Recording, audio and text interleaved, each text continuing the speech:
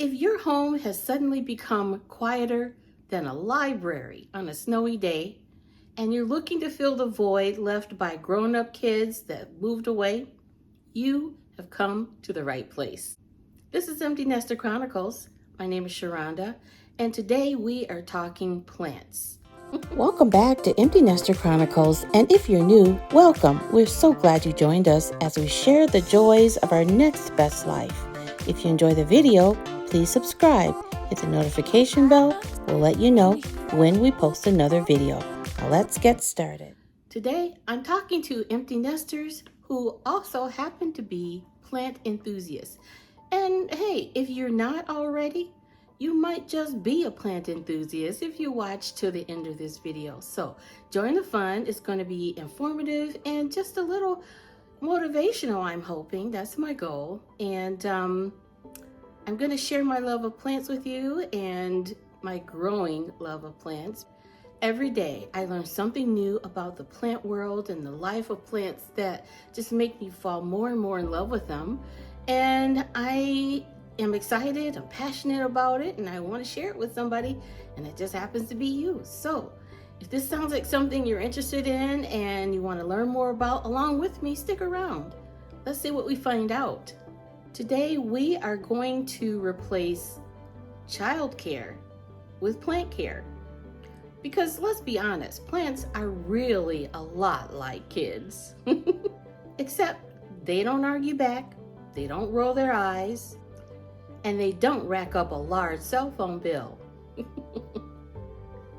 I love my plants so much, and I have many different varieties. I love philodendrons, alocasias, monsteras, all kinds of aroid plants, and anthuriums, succulents. Broil it, bake it, saute it. There's shrimp kebabs, shrimp creole, shrimp gumbo.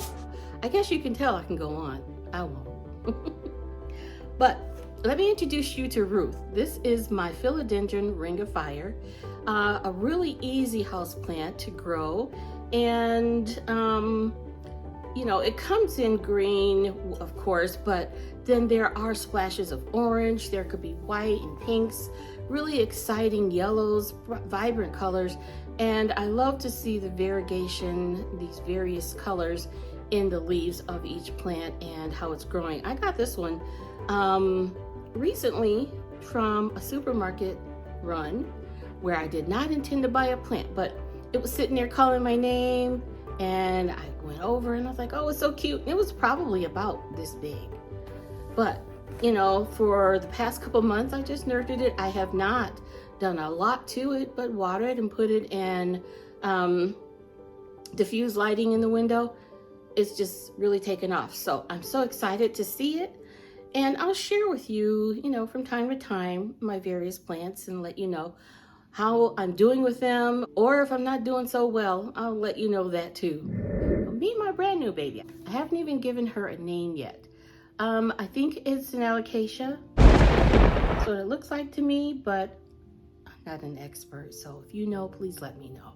It didn't come with a tag, so I'm gonna look it up and find out, but it's beautiful. It has these ribbed leaves here that are really thick and rubbery kind of, and they've got a beautiful underside to the leaf that's red. So I love that about it. All these various features in the plant really determine exactly what the genus and species are.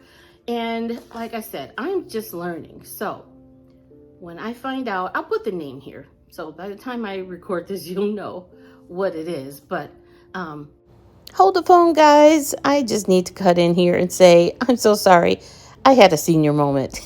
I'm not sure why I said alocasia. This is definitely not an alocasia. It is a peperomia. I believe it's a Santorini red. But if you know better, please let me know because I'm always learning. All right, here we go back. I just wanted to introduce you and let you know this is the newest one I have. And unlike your kids, plants will not sneak off and take your car keys in the middle of the night, breaking curfew, but they will need tender loving care, just like our teens did. A little bit of sunlight, a little bit of water, not too much, because I have overloved some plants. Now, some of you may be thinking, I can't even keep a cactus alive, let alone a whole family of plants. Well, never fear. That's what we're here to do, learn together. And remember those nights you stayed up late trying to help that kid with calculus that you barely understood? Well, this is a lot easier than that, I tell you. And we're here to learn together. So that'll be the fun of it, right? Let's think of plant care as parenting light. We're caring for them, we are rearing them, but without the sass. At least not too much, because I've noticed some of my plants can be kind of sassy and finicky and have a little attitude, just like our kids. Now, this is Aretha, my Aglionema. When I thought I was rescuing her, she was looking pretty pitiful. However, she at least had about 7 or 8 leaves. Now she's down to 1, 2, and ta-da, another one coming right in here. Finally, I'm getting a 3rd leaf back. But this sister has had an attitude. She has been a diva, and it's not all her fault. It's been a lot of my fault because I didn't know what the heck I was doing. I got her in this self-watering pot, and I figured self-watering, yay, fill it up with water and leave it alone. Well, it has these strings in it that, hang down into the bottom of the pot here after you fill it with water, and the water slowly seeps into the pot slowly so as to avoid overwatering it.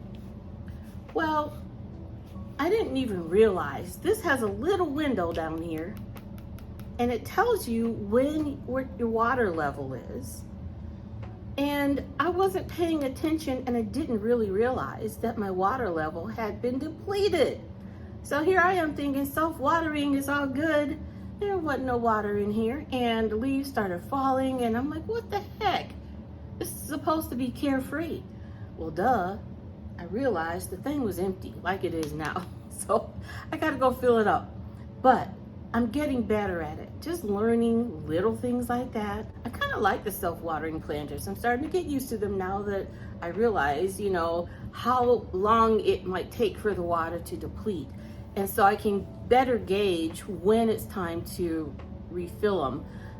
But, trial and error is really my way of learning how to care for plants. Basically, just like parenting kids. It's gonna be all right, Aretha. We talked about this. You're gonna be fine. We're doing this. You will not die. Don't you say your goodbyes. Not yet. Do you understand me? So, as we learn, we realize parenting skills meet plant skills. Put them all together and we are going to be green thumb planting pros. And just like kids, plants have their own personalities. Orchids, which I don't have any of right now, but I have. They are very temperamental, high maintenance plants, just like our teenagers were, just like Zora. This is a plant that I got from a coworker a year and a half ago, probably. She started off just as one of these teeny weeny little spider babies. That's all she gave me. And look at her now. Zora is one of those types of plants that are low maintenance. They'll do whatever you tell them to do, eat anything you give them. The conditions don't have to be ideal. They flourish anyway. And now look at her. That's her personality. So every one of my plants I'm learning have different needs, different wants, different personalities, just like us. And I think that's some of the excitement and beauty of learning plant care. Now here's my problem child, Zenobia. She's a Xyphithoma lindenii. I'm sure it's not her fault. It might be a pest problem, but this is the situation with her right now. I need to figure out what exactly she needs and get to getting, because I do not want her to go out like that. She was so lush and green when I first got her. And then slowly this yellowing started to happen, and then browning at the tips. If you know what might be wrong with her, please share. I would welcome any suggestions and anything that you think I might be doing wrong. So I'm pretty sure it's me. But I don't know if it's overwatering. I don't feel like I overwatered her. I did not see spider mites because I know some pests can really do a job on our plants, but I didn't see any. I've been checking. So I'm going to keep working. I'm not giving up on her, but that's just one of my little projects right now. And then there's my Monstera, Gladys. Now, I've had Gladys for probably about 2 years, and she was doing so well. She's kind of nestled behind this picture because she's growing so fast, I have no room for her. And I love her so much, I won't dare get rid of her. She's easy to grow, so easy to grow that I really was not doing much at all. And she gets a lot of diffuse light, but not, direct sunlight. And she was just cool on her own. One day I realized how big she was, so I went to take a look, broke off some of the biggest leaves. I was devastated, but I soon got over it once I learned that you can easily propagate monsteras. So instead of giving it all up on Gladys, I put her into a jar of water and a planter. And here are some of the leaves I was able to salvage for propagation. So she's in the middle of her propagation phase right now and growing some more roots. And I just have her down in some water and she's doing fine. She's hanging in there. Once she comes back with those life-giving roots, I will plant her in some substrate or soil and let her get to going. And that's what I love about plants. I love the fenestrations on the Monstera. They're so easy to care for. This one, of course, has fenestrations on both sides. And this one is only fenestrated on one. I'm thinking that eventually it will split apart on both sides. We'll see. But that's my hope. But for now, it's just a nice little artistic display I have on my sideboard over there with this vase that has a little face and no face. So it looks very artistic and nice. Even though she's been through some trauma, I was able to save her and give her new life. And so I'm so looking forward to that, which is another reason I love planting. They give you hope. Hope for a new day, a fresh start, a new tomorrow.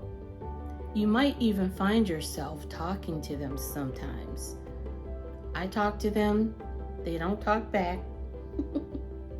But for years, haven't we all heard that if you talk to your plants, it makes them grow? And so I'm hoping that that's true. I haven't done the research on it, but I like to believe it's true. Because sometimes, don't we just need to talk things out? So here is a short look at some of my plant babies. I will let you know from time to time how I'm doing with them and how they're doing with me. I'm just excited that they are mostly thriving and doing well, and the ones that aren't, we're gonna make it.